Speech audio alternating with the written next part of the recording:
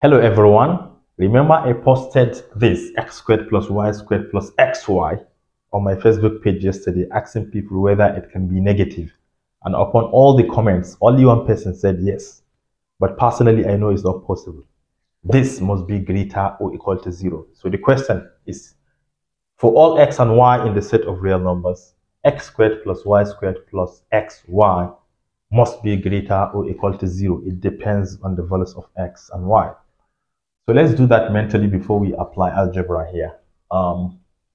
Let's assume both x and y are zeros. So this will be 0, 0, right? 0 times 0, 0. So everything here is 0, which will satisfy the inequality. Let's assume one is positive number and the other one is 0. So if x is 0, we have 0 squared is 0. And whether y is negative or positive, it will be positive if you raise it to the power of 2. But 0 times whatever is here will be 0.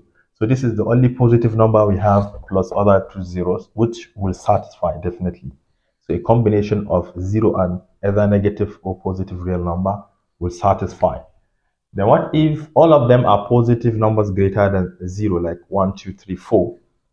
Squaring this will make it positive. We know all of them will be positive because positive times positive is positive. Squaring positive numbers still have positive, so it will satisfy. So what if we have negative numbers? If you take a negative number, for instance, negative 2, you square that, you get 4. So squaring negative numbers, you have positive numbers. So we have no problem with x squared and y squared. Then if this is negative, multiplying two negative numbers will result to a positive number. So all of this will be positive if both x and y are negative, so it will satisfy. But what if one is negative and the other one is positive? All right. Let's assume x equal to -2 and y equal to +3. If you square x, you have 4, plus you square y, you have 9. If you multiply x by y, you have -6. Will this be greater or equal to 0? Let's test. This is 13. 13 minus 6 is a positive number, so it will satisfy. So how can we prove it? Let's do that. One thing for sure, if you have two quantities of x and y, it will be x plus y whole squared, which we know definitely is positive number, right? This is greater or equal to 0. But this is just a single, what do you call it? Quantity, just one quantity of x and y. So one thing we can do here is to multiply and also divide by 2 to make this equal to two quantities.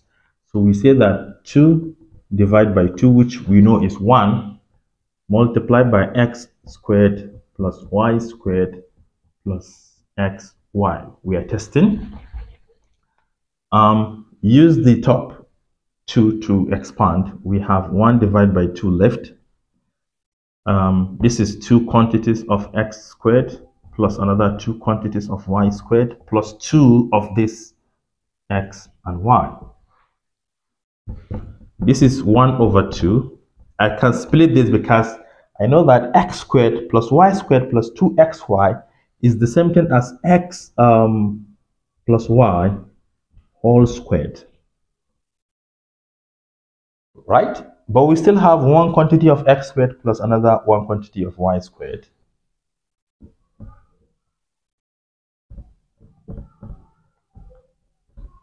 You see that? If you expand this, you simplify that, you have to get x squared plus y squared plus xy. We know that 1/2 is positive, so we have no problem with that. Taking two real numbers, whether they are negative, positive, or a combination, we raise them to the power of 2. That will give us positive. So this is positive plus this is also positive.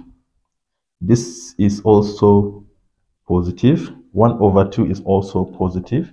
So everything here will be positive. So this must be greater or equal to 0. And hence, proved. Simple as that.